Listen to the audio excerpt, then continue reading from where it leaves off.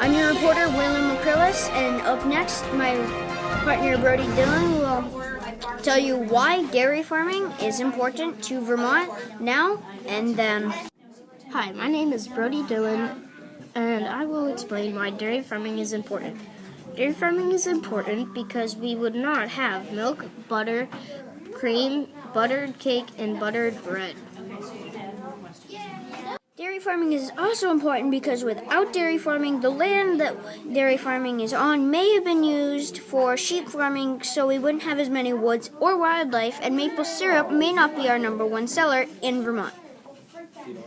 And last but not least, if we did not have dairy farming, we would not have strong bones. Also, we wouldn't be able to learn about dairy farming firsthand.